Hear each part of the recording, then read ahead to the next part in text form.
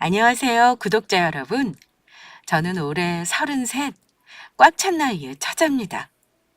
계획대로였다면 저는 아마 올해 유부녀가 되어 있었을 텐데요. 조상님의 도움인지 아니면 못난 사람임을 스스로 드러낸 예비신과 식구들의 자업자득인 건지 이렇게 결혼이 틀어지고 싱글로 지내고 있습니다. 헤어진 예비 남편은 교제 기간은 3년 정도로 직장 생활하면서 만난 사람이에요. 그래도 연애할 때는 서로의 좋은 면만 보고 사귀었는데 결혼 준비하면서 서로의 가족들과 엮이다 보니 많이 실망도 하게 되고 그렇더라고요. 서로 안 맞는 부분을 잘 극복해서 결혼하는 커플이 대부분이겠지만 저는 도저히 극복할 수 없는 문제로 헤어졌습니다. 저 파혼하겠다고 한 건 친정아빠가 상견례 자리에서 바로 결정한 겁니다. 결혼이든 파혼이든 내 인생 중대사는 스스로 결정하는 게 맞다고는 하지만 제 손에 똥 묻히지 않게 파혼 선언해 주신 아빠에게 감사하게 생각하고 있어요. 파혼하고 나서 아빠가 저에게 하신 말씀이 있는데요.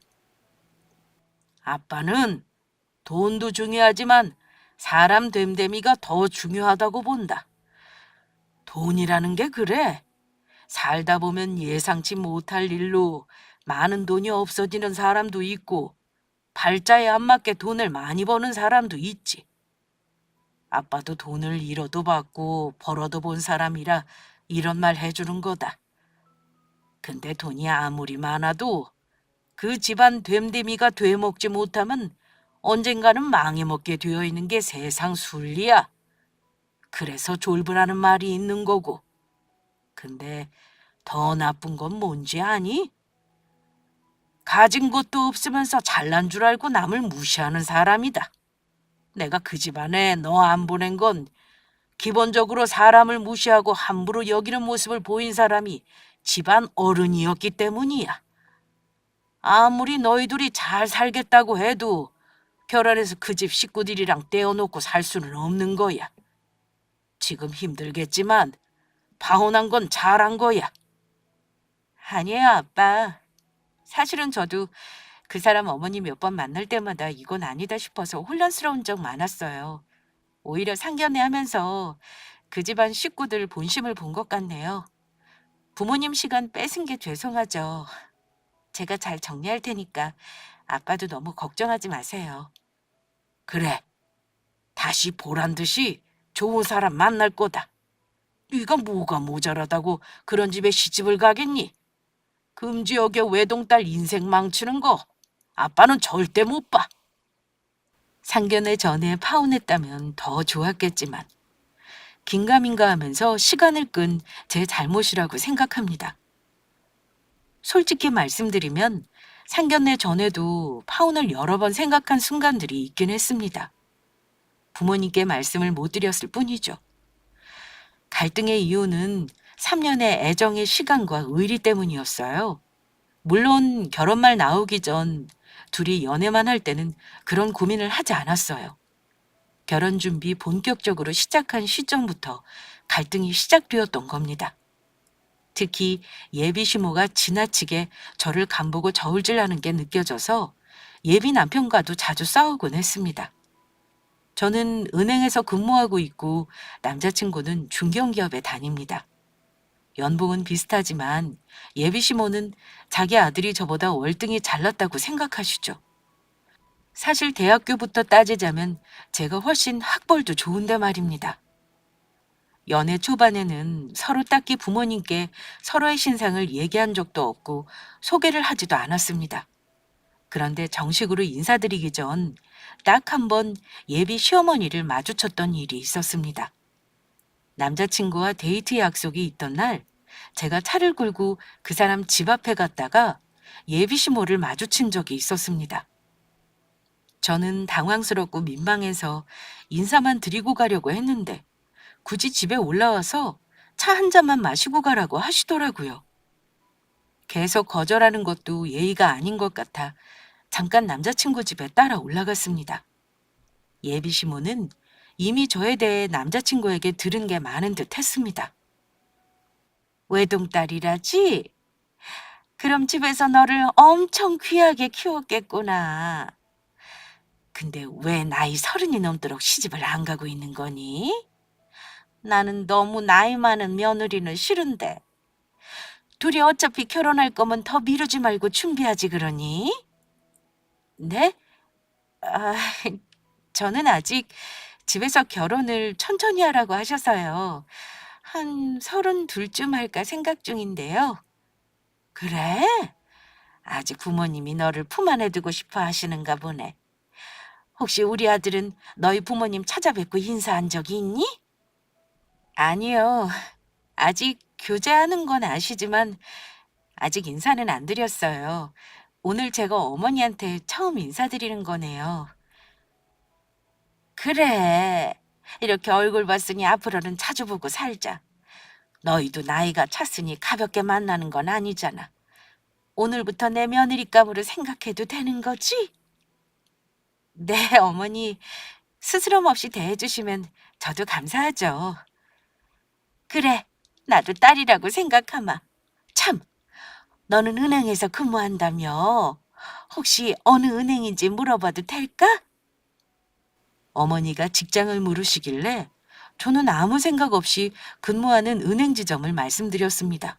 그러자 어머니가 웃으시면서 하시는 말씀이 어머나, 내가 그 은행 VIP인데 이런 우연이 다 있니? 나중에 돈 융통할 일 있으면 너 다니는 지점으로 가면 되겠네. 어머니가 저 다니는 은행에 돈을 많이 예치해 놨다시길래 아, 그러시냐고 하고 넘겼습니다. 예비 시어머니는 정식으로 인사하지도 않았을 때부터 저에게 친근함을 표현하셨습니다. 그때만 해도 어머니가 저를 호의적으로 대하신다고 생각했던 저는 어머니에게 전화번호도 알려드렸고 때때로 문자도 보내면서 안부를 전하기도 했습니다. 그렇게 잘 넘어갔다고 생각했는데 몇 달 후에 좀 황당한 사건이 있었습니다. 여느 때와 다름없이 직장 생활을 하던 어느 날이었는데요. 평일 점심 직장 동료와 밖에서 점심을 먹고 있는데 저에게 사무실 번호로 전화가 왔어요. 받아보니 점심 교대 근무를 하는 직원이었는데요. 저에게 조심스레 이러는 겁니다. 저기, 이 대리님, 혹시 점심 다 드셨으면 빨리 들어오셔야 할 것 같아요. 지금 사무실에 대리님 손님 와서 기다리고 계시는데요. 내 손님이요? 저 고객분하고 따로 만나기로 한 약속은 안 했는데요. 누구시지? 글쎄요. 환갑은 넘어 보이는 여자 어르신인데요. 누구 집히는 분 안 계세요? 저는 아무리 생각해도 올 사람이 없다고 생각하고 부랴부랴 사무실로 들어갔습니다. 저를 만나러 왔다고 하는 사람이 다름 아닌 예비 시어머니더라고요. 어머, 어머니, 여긴 어쩐 일이세요? 오실 거면 미리 연락이라도 주시지. 저는 어머니를 보고 순간적으로 당황했지만 일단 반갑게 인사를 건넸습니다. 내가 은행 볼 일이 있어서 나왔다가 네 생각나길래 잠깐 들렀다. 온 김에 적금이라도 가입할까 하는데 네가 처리해 줄래? 그럴게요, 어머니. 그래도 어머니 다니는 은행으로 가시지. 여긴 30분 거리나 되는데 일부러 오신 거예요? 기왕이야 하는 거 네 앞으로 실적 올려주면 좋잖아. 일부러 멀리는 여기까지 온 거니까 좋은 상품으로 가입해줘. 어머니가 원래 이 은행 고객이긴 하시지만 다른 지점이고 저 때문에 여기까지 오셨다는데 싫은 티도 낼 수 없어서 어머니가 원하시는 적금 가입해드렸습니다. 그런데요, 제가 마무리해드리고 인사까지 했건만 어머니가 가지를 않으시는 겁니다.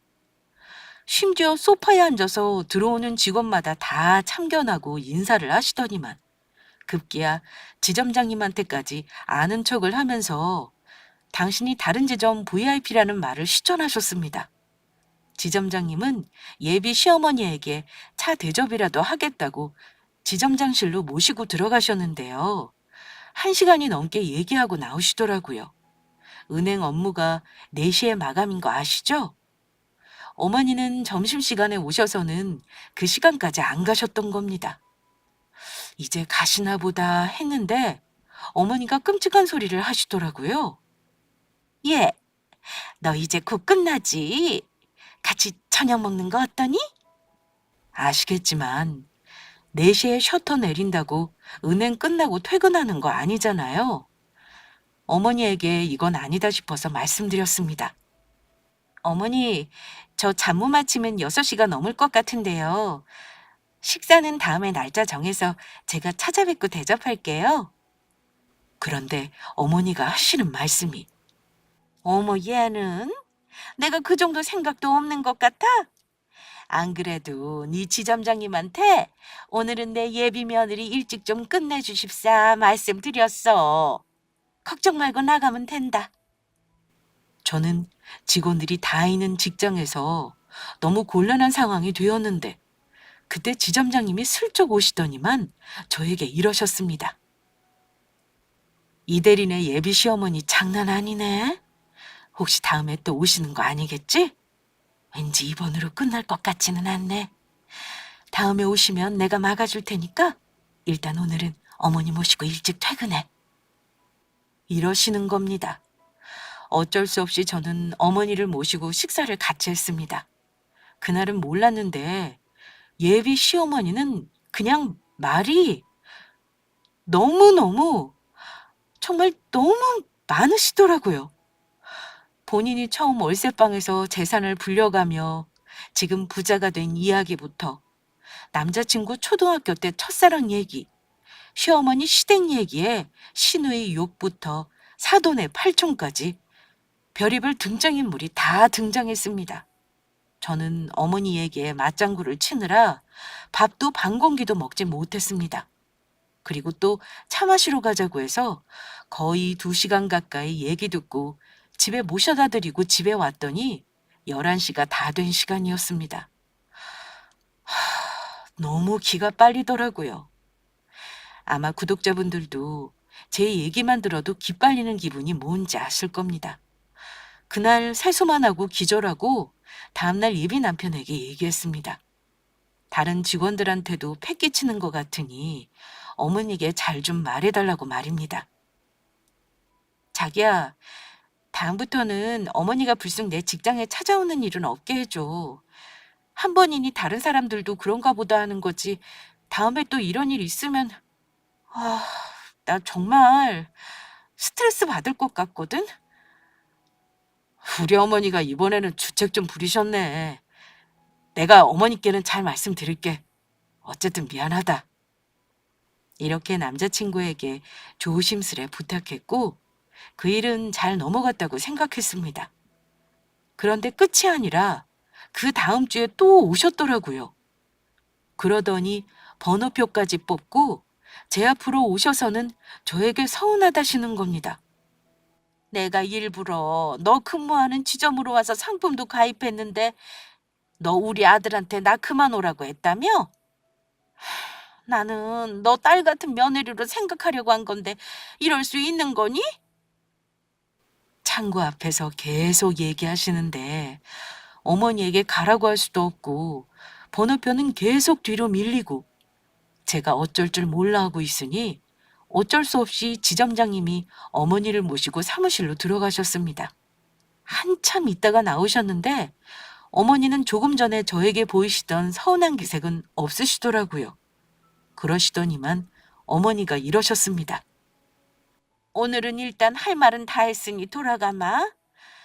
내가 너 일하는 곳에 와서 또 싫은 소리 했다고 아들 귀에 들어가면 안 되는 노릇 아니냐? 오늘은 서운하다는 말만 하려고 온 건 아니야. 내가 주거래 은행 지점을 이곳으로 옮길까 해서 말이다. 너희 지점장하고 다 얘기했으니 너는 신경 안 써도 된다. 어머니는 그날 본인 얘기만 하고 돌아가셨습니다. 나중에 지점장님에게 들었는데 어머니가 참 별별 말을 다 하셨다고 하더라고요. 이 대리네 어머니 말이야. 원래 그리 말이 많으셔? 나 1시간 동안 얘기하면서 그 집안 가족 상황하고 재산까지 전부 알았지 뭐야. 근데 최대리 예비 시어머니도 재산이 있으신가 봐. 말씀하시기로는 옆 동네 은행 VIP 건물도 있으시다던데? 아, 뭐, 저도 정확히는 몰라요. 어머니 말씀이신 거죠. 건물이라니 거창하게 생각하시는데 그 건물은 지은 지 30년도 더 된 2층짜리 문방구 건물이고요. 어머니가 그 위에 거주하세요. 1층 문방구에 월세 100만 원 정도 나오는 걸로 아는데 저도 확실히는 모르겠네요. 이것도 어머니에게 들은 거라. 암튼 내가 이런 말 하기는 뭐하지만 최 대리네 시집가면 만만치 않겠어. 암튼 예비 시어머니 보통 분 아니다. 내가 본 시어머니 중에 탑3 안에 들 정도야. 지점장님도 이미 40대 후반의 주부시다 보니 아마 저런 얘기를 해주신 것 같습니다. 저는 민망해서 어쩔 줄 몰랐죠.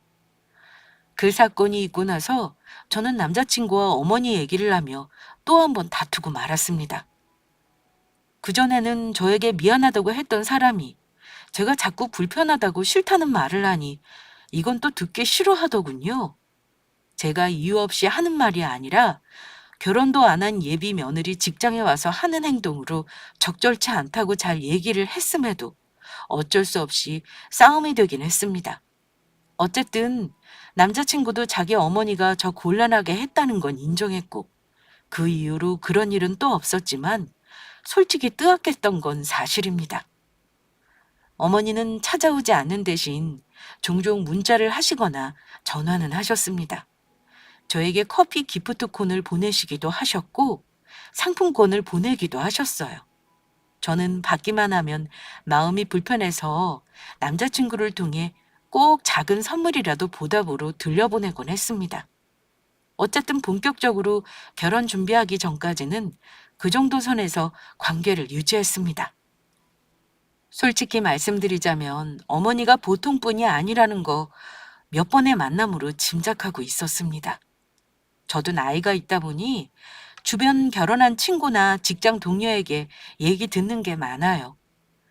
다 입을 모아 하는 말이 있었는데 결혼하면 남자 얼굴만 보고 사는 건 아니라는 것과 아무리 부부 사이가 좋아도 결혼을 하면 다른 식구들 때문에 싸울 일이 생긴다는 거였습니다. 그게 시어머니인 경우는 이혼도 불사하게 된다는 거였죠. 머리로는 이 사람과 결혼하면 시어머니 때문에 골칫게나 아플 거라는 거 알면서도 아직 좋은 감정이 남아있다는 이유로 차마 헤어짐을 생각을 못 하겠더라고요. 결국 남자친구를 우리 부모님께도 소개해드리고 저도 정식으로 그 사람 집에 인사를 하면서 결혼 준비를 본격적으로 시작하게 되었습니다. 결혼 준비 시작하면서 경제적인 부분이나 양가 사는 수준을 대강 파악하게 되잖아요. 알고 보니 시어머니는 거주하고 계시는 오래된 구축 건물로 소유하고 계시긴 했습니다. 예비 남편은 아버지가 저 연애하던 때 돌아가셨는데 직접 땅을 사서 지은 건물이라고 하더라고요. 남자친구는 그 얘기를 하면서 결혼할 때 자기 어머니 도움을 기대하지 말아야 할 거라고 미리 말해줬습니다. 결혼할 때 어머니한테 도움을 많이 못 받을 것 같아. 대신 내가 모은 돈이 한 8천 정도 있거든? 그 돈이랑 자기 돈 합쳐서 집 작은 거 마련해보자. 우리 어머니가 말은 건물주지만 사실 그 건물에서 나오는 월세를 봐야 겨우 100만 원이거든. 어머니는 재건축 때문에 버티고 계시는데 사실 기약이 없는 일인데다 건물이 시가로 5억도 안 해. 누가 그걸 그 돈 주고 사겠어. 그래서 골칫덩이야. 그래도 어머니는 월세 100이 얼마나 도움되는 줄 아냐고 좋아하시니까 놔두는 거지 뭐. 남자친구 동네는 워낙 재건축을 해야 할 정도로 오래된 집이 많아 큰돈이 나오는 건물은 아니었습니다. 어머니 말대로 월세 100만 원 정도 나오는 게 다였어요. 그도 그럴 것이 1층 문구점도 워낙 오래 새들은 분이라 더 올려받을 수도 없다고 하더군요. 어머니는 기초연금 나오는 것과 건물에서 나오는 월세, 예비 남편과 시동생에게 받는 월 용돈으로 생활을 충당하시는 분이었습니다. 그런데 은행 VIP는 대체 어디서 나온 말인지 어머니가 허세 부리시느라 거짓말을 하신 것 같아서 그건 예비 남편에게 굳이 다시 캐묻지는 않았습니다.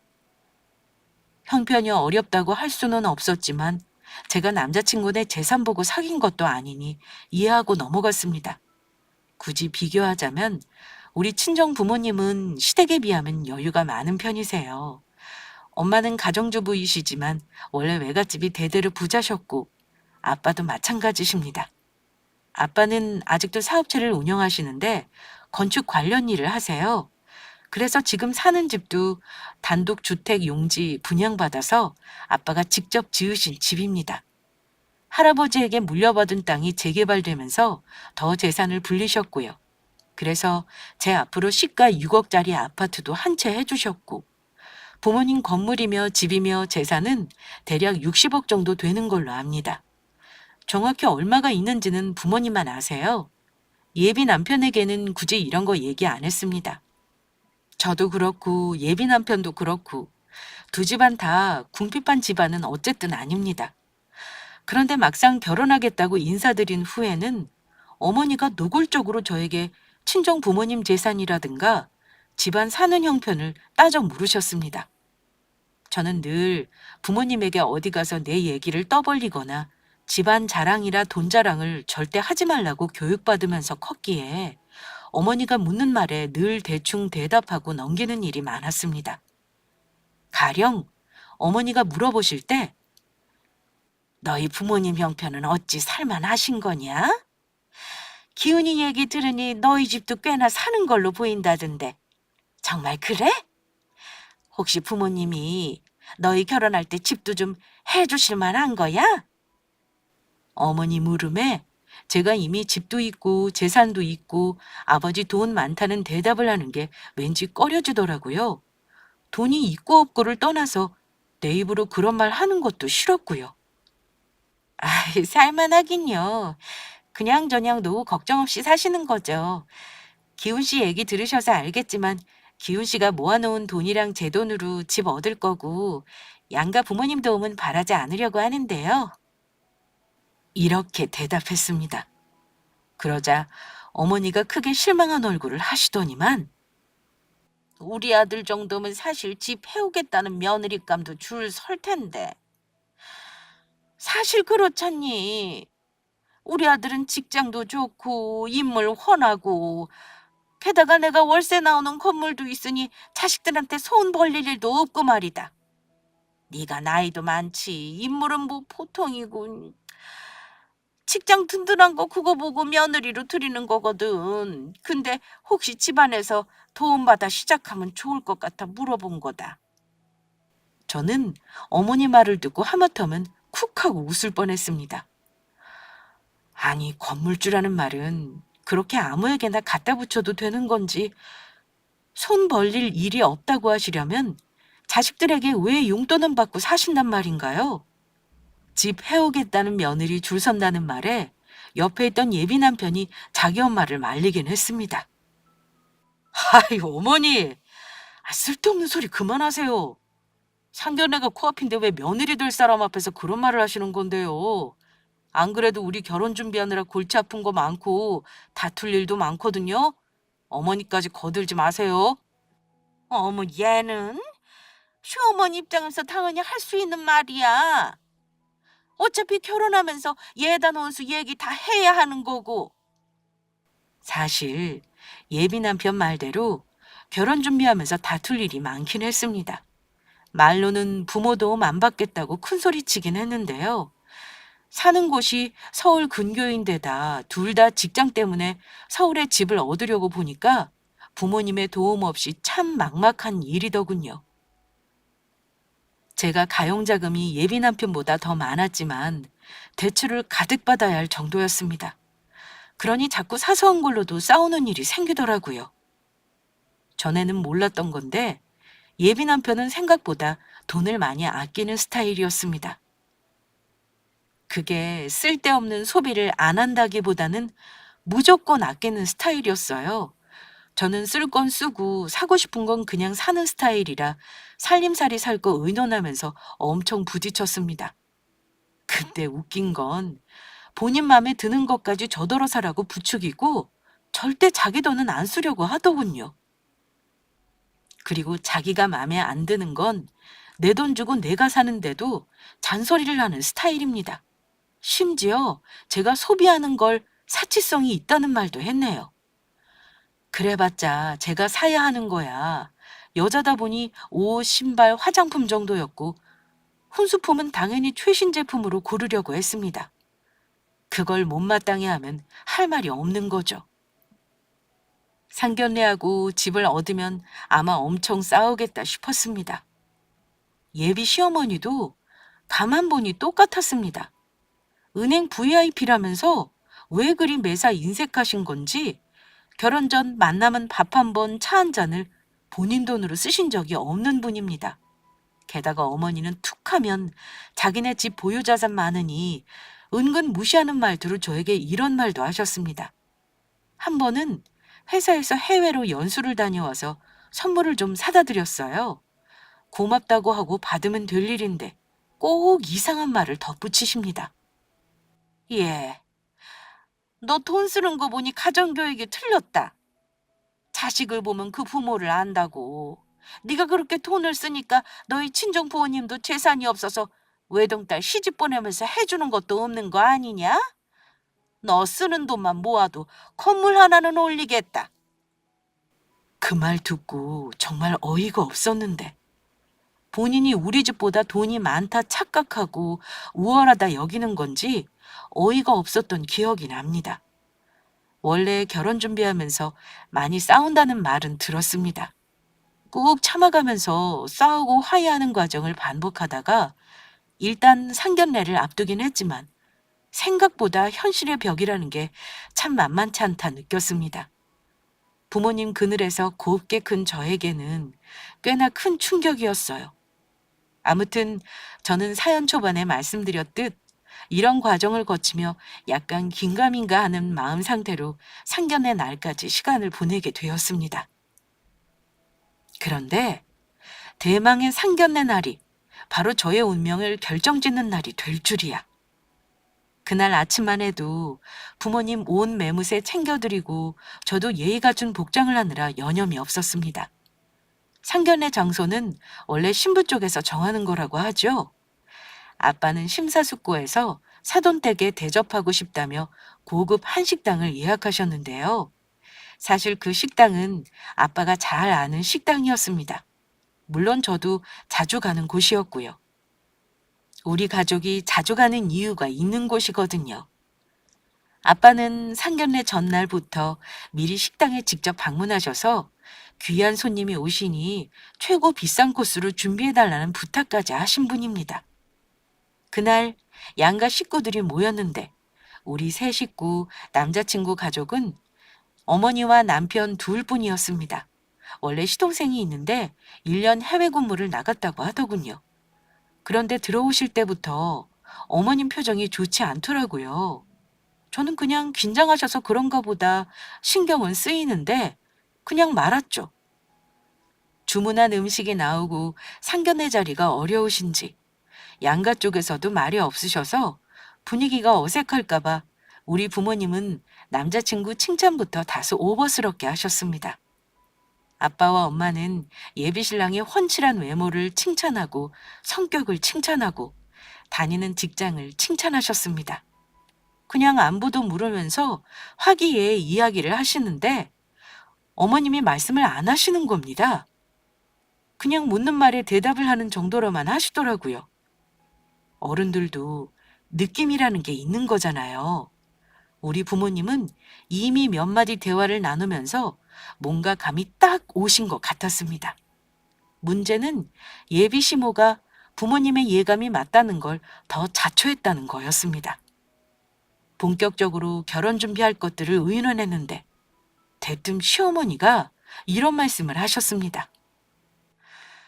솔직히 말씀드리면 저는 아들이 결혼하는 게 속이 상합니다. 들으셨는지 모르겠습니다만 제가 돈이 없어서 아들을 못 도와주는 게 아니라 부동산을 깔고 앉아있는 바람에 결혼 자금을 못 보태주는 형편이에요.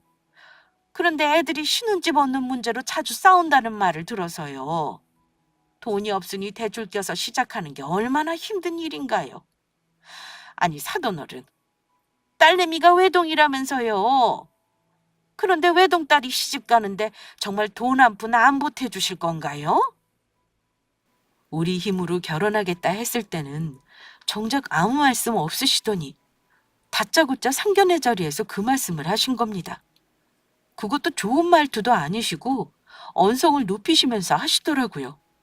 그 말을 들으시고 저희 쪽에서도 기분이 좋지 않아서 저희 엄마가 이러셨어요. 아, 물론 저희도 남자 쪽에서 집을 해준다면 그거에 맞춰서 해줄 작정이었습니다. 애들이 서로 부모님께 손 안 벌리려고 자기들끼리 의논해서 결정한 거니 따라준 거고요. 사돈댁은 혹시 어떤 게 기분이 나쁘셨던 건가요? 이건 사돈댁이 언성을 높일 일은 아닌 것 같습니다만. 그런데 예비 시모는 말이 안 통하고 본인 생각을 이미 정해놓고서는 하고 싶은 말만 하시더라고요. 사돈댁이 돈이 없어서 그러신 건 아니고요. 솔직히 아무리 자식들이 지들 맘대로 결혼한다고 해도요. 부모는 다 도와주고 싶어 하는 거 아니겠나요?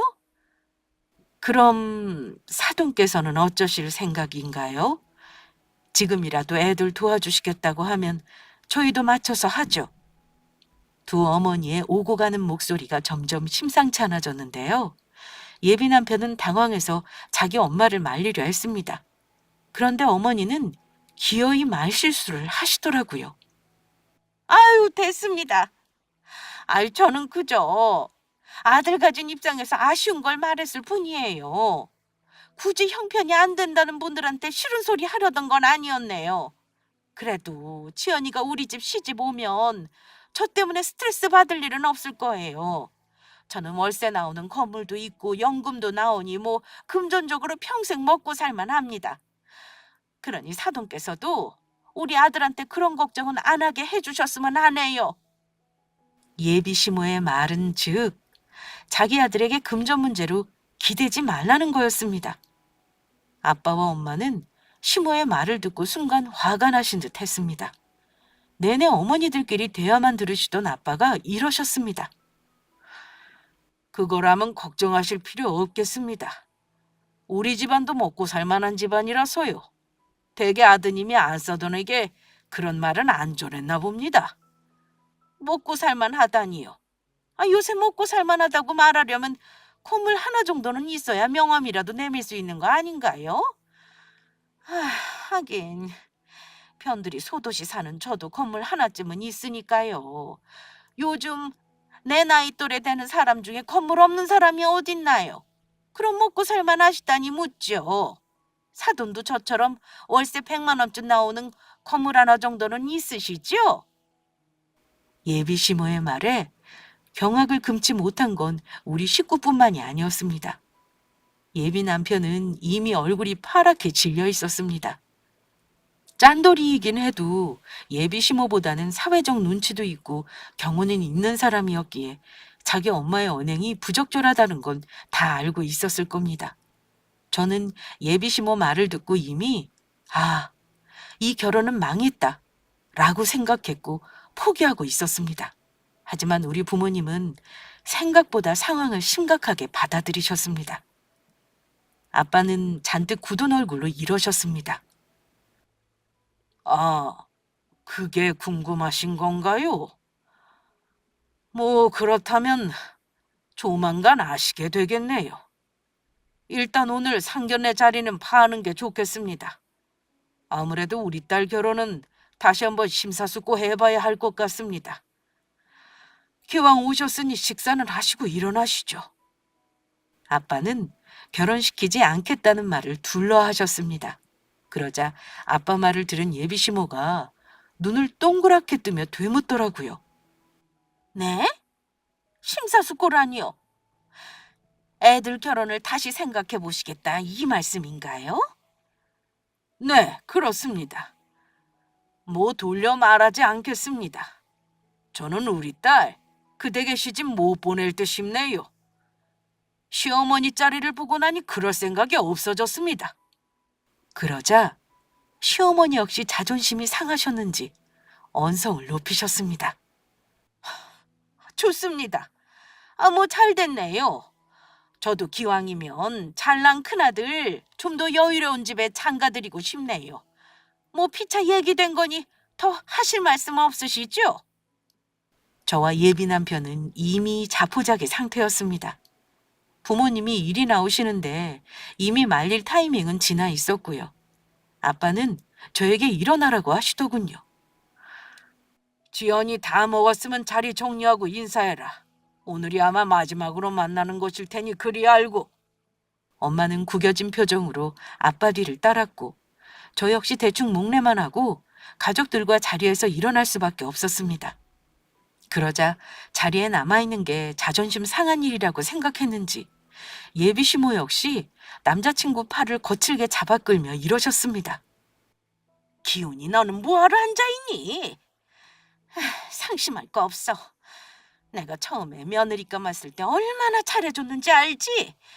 근무한다는 은행에 가서 상품도 가입해줬는데 좋은 소리 한 번 못 듣는다.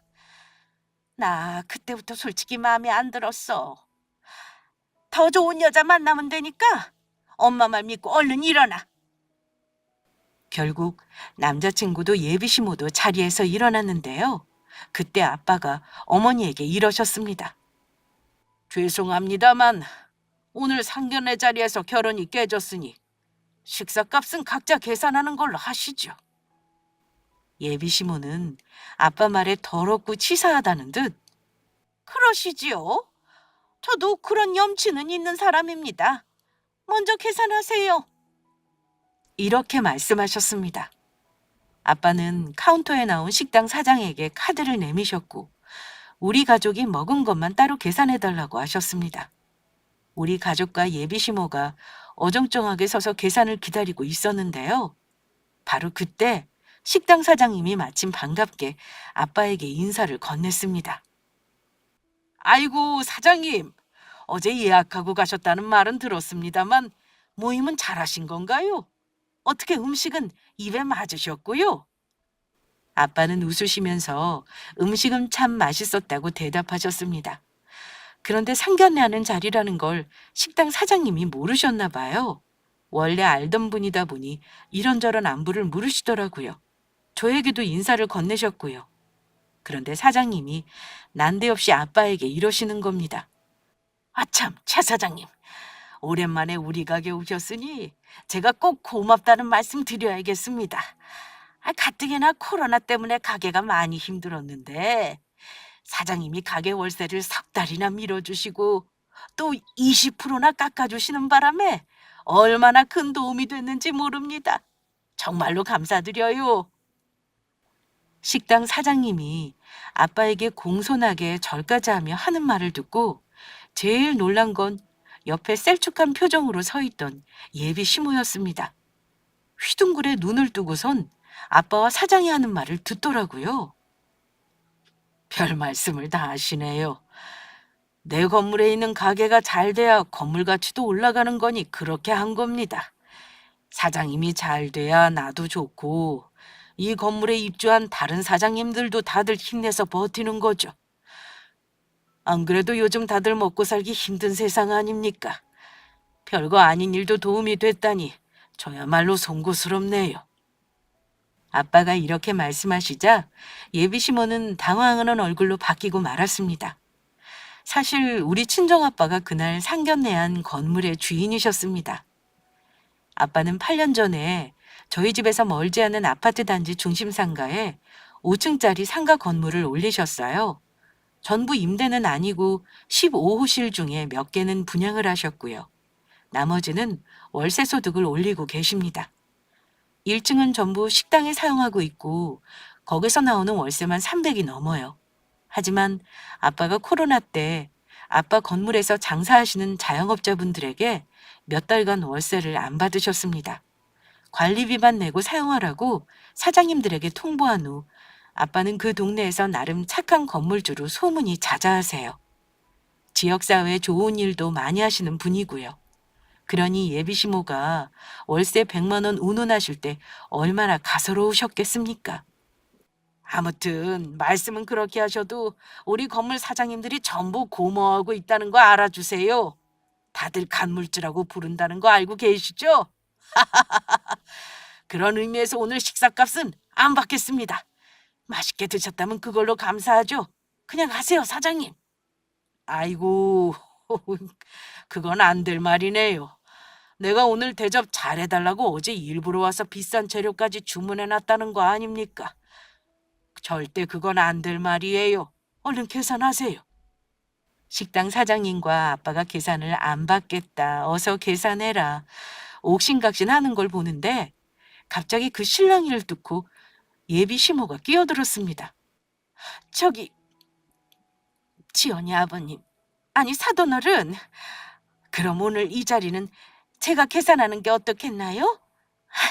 아니 생각해보니까 아까 식사 자리를 저 때문에 너무 급하게 마무리하신 것 같네요. 제대로 다 드시지도 못했는데 말입니다. 저는 예비 시모가 갑자기 돌변해서 순한 양처럼 구는 거 보고 속으로 웃겼습니다. 불과 조금 전만 해도 건물 정도는 있느냐며 빈정거리던 분이 아빠가 못해도 시가 20억은 되어 보이는 건물주라는 말에 아차 싶으셨던 거죠. 원래 그런 사람이 강자 앞에서는 비굴한 법입니다. 하지만 우리 부모님은 절대 만만한 분들이 아니었습니다. 아빠는 식당 사장에게 우리 가족 식구대로만 계산 안 하며 카드를 건네셨고, 순간 분위기가 뭔가 이상하다는 걸 안 사장님은 어쩔 수 없이 아빠 카드로 우리 식구 식대를 계산했습니다.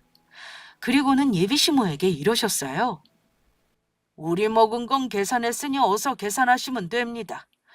그럼 우리는 앞으로 볼 일 없는 걸로 알겠습니다. 자네, 우리 딸이랑 불미스러운 일 없이 잘 정리하길 바라네.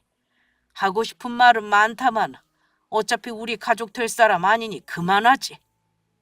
아빠는 저와 엄마를 이끌고 식당 밖으로 나가셨습니다. 예비 시모는 다급하게 식대를 계산하더니만 종종 걸음으로 우리 가족을 따라 나왔습니다. 그런데 정말 돌변한 태도로 이러시는 겁니다. 저기 사돈어른, 아까는 제가 실례가 많았네요. 세상에, 이런 좋은 건물 주인인지도 모르고 제가 번데기 앞에서 주름을 잡았네요. 무례를 사과드립니다. 오늘 제가 몸둘 바를 모르겠네요. 그래도 3년이나 만난 애들이 부모 때문에 결혼을 깬다는 건 말도 안 되는 일 아닌가요? 저 말고 애들 봐서 조금 전 언행은 용서해 주시죠. 글쎄요. 엄밀히 말하면 부모 때문에 결혼이 깨지는 게 아니고 기훈이 어머님, 당신 때문에 결혼이 깨진 겁니다. 평소 언행이나 됨됨이는 볼 것도 없을 것 같습니다만 죄송하지만 우리는 잘 가르친 딸을 댁 같은 무식한 집안에는 못 줍니다. 우리도 먹고 살 만한 집안인데 아쉬울 거 하나 없네요. 아드님 마음 정리나 잘 시키세요. 결혼은 없던 걸로 하겠습니다. 옆에 있던 엄마는 참다 한마디 하셨습니다. 어른답지 못한 모습 보고 참 실망했습니다. 오늘 안 싸더니 무리하게 굴어서 화가 나고 속상하기보다는 왜 자식 생각은 안 하시나요? 왜 자식 결혼시키는데 본인 욕심 부리느라 옆에 자기 자식 안절부절 못하는 건 안중에도 없냔 말입니다. 오늘 이 자리에서 아드님 마음이 어땠을 것 같나요? 왜 자식 마음 하나 헤아릴 줄을 모르시나요? 잘 생각해 보세요. 아빠와 엄마 말에 예비 시모와 남자친구는 완전 똥 씹은 얼굴이 되더군요. 저는 구구절절 맞는 말만 하는 아빠 덕에 그날 상견례와 함께 파혼했습니다. 그 후 어찌 됐을 것 같으신가요? 참 구질구질하게도 예비 시모는 저에게 한 달이 넘게 문자와 전화로 괴롭히셨습니다. 오히려 남자친구와는 심플하게 정리했습니다. 그 사람이 많이 미안해했고요. 결혼 말 나온 이후부터 서로 안 맞는 부분도 많이 알게 되면서 그냥 헤어짐이 낫다는 걸 서로 잘 받아들였던 것 같습니다. 다행히 돈 들어간 것도 없었고 주위 친한 사람들 말고는 파혼에 대해 아는 사람도 없습니다. 가끔 내가 만약 그 집에 시집 갔다면 지금 어찌 살고 있을까 상상해 보곤 하는데요. 아마 결혼했어도 진절머리 나는 시모 등살에 언젠가는 이혼하지 않았을까 생각합니다. 다들 제 사연 재미있게 들으셨나요? 아마 미혼분들에게는 유익한 사연이 아니었을까 생각합니다. 저는 아직 노처녀로 살고 있습니다만 남자를 만나겠다는 조급함 없이 편안하게 사는 중입니다. 이혼보다는 파혼이 편안한 게 맞네요. 저에겐 안 좋은 사건이었지만 구독자분들에게는 즐거운 사연이 되었길 바라며 이야기 마치겠습니다. 감사합니다.